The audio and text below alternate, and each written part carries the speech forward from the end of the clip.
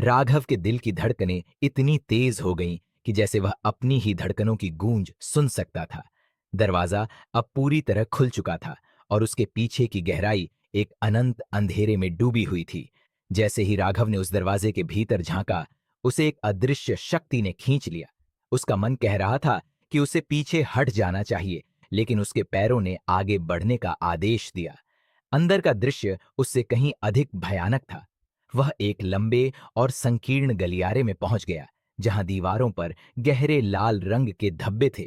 राघव को समझ में आ गया कि यह खून हो सकता है, जो किसी प्राचीन बलिदान की निशानी थी। हर कदम के साथ वह धब्बों की ओर नजदीक पहुंचता गया और उसके मन में यह सवाल उठने लगा कि क्या उसने अपने जीवन में ऐसा कुछ देखा था। गलियारे में बढ़ते हुए राघव ने महसूस किया कि उसकी सांसें एक बार फिर से घुटने लगी हों। जैसे ही वह एक मोड़ पर पहुंचा, वहां एक बड़ा हॉल था, जिसमें काले रंग के धुएं की एक परत थी। हॉल के बीचों बीच एक बड़ा ताबूत रखा था। ताबूत इतना पुराना था कि उसकी लकड़ी में दरारें थी और उस पर धूल की एक मोटी परत जमी हुई थी। ताबूत के चारों ओर वही तांत्रिक चित्र फिर से उभरने लगे थे। राघव ने सोचा कि क्या यह ताबूत किसी मृत आदमी का है? क्या इसे खोलने से वह किसी भयानक सच्चाई का सामना करेगा? लेकिन उसका मन उसे बार बार चेतावनी दे रहा था कि उसे यहां से भाग जाना चाहिए। फिर भी उसकी जिज्ञासा ने उसे ताबूत की ओर खींच लिया। जैसे ही उसने ताबूत को छुआ, उसे एक तेज ठंडक का एहसास हुआ। उसके हाथों में एक झुरझुरी दौड़ गई। उसने धीरे धीरे ताबूत का ढक्कन खोला। जैसे ही ताबूत का ढक्कन खुला, एक तेज चीख कमरे में गूंज उठी। ताबूत के अंदर से एक काले धुएं का बादल बाहर निकला और धीरे धीरे आकार लेने लगा। राघव ने अपनी आंखें बंद कर ली, लेकिन जब उसने फिर से खोली तो उसे एक सुंदर लेकिन भयानक महिला की आकृति दिखाई दी। उसकी आंखें गहरी काली थीं और उसके चेहरे पर एक रहस्यमयी मुस्कान थी। तू यहां क्यों आया है?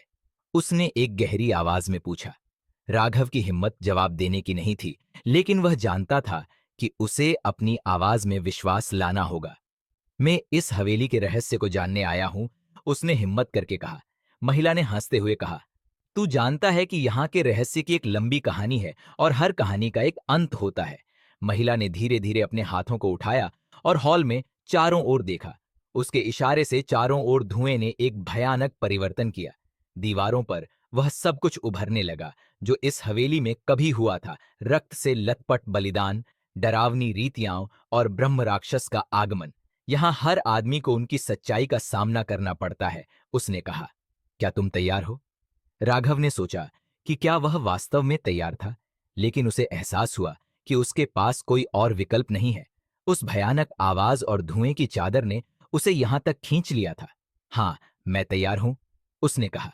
महिला ने मुस्कुराते हुए अपने हाथों को फिर से फैलाया।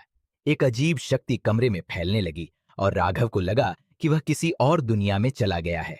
सब कुछ धुंधला हो गया और वह केवल उस महिला को देख सकता था। अब राघव एक अंधेरे जंगल में था। चारों ओर खौफनाक पेड़ थे और उन पेड़ों के बीच से भूतिया आकृतियां निकल रही थीं। वह समझ नहीं पा रहा था कि वह किस ओर जाए। अचानक उसे एक आवाज सुनाई दी, तू यहां क्यों आया है? वह पलटा और देखा कि एक पुराना साधु उसके सामने खड़ा है। उसकी आंखों में एक रहस्यमयी चमक थी। साधु ने कहा, तेरा सामना एक भयानक सच्चाई से होगा। क्या तू तैयार है? राघव ने सहमति में सिर हिलाया। साधु ने उसे एक पुरानी किताब दी, जिसमें तंत्र मंत्र और भूत प्रेतों के बारे में लिखा था। यह किताब तुझे तेरे डर को जीतने में मदद करेगी, साधु ने कहा।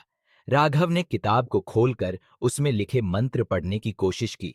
जैसे ही उसने मंत्र का उच्चारण किया, एक तेज चमक हुई और अंधेरे जंगल में हलचल होने लगी। पेड़ हिलने लगे और जंगल में एक तूफान आ गया। काले बादल ने आसमान को ढक लिया और बारिश की बूंदें जैसे खून बनकर गिरने लगी। राघव की आंखों के सामने वह महिला फिर से प्रकट हुई। उसकी आंखों में खौफनाक चमक थी।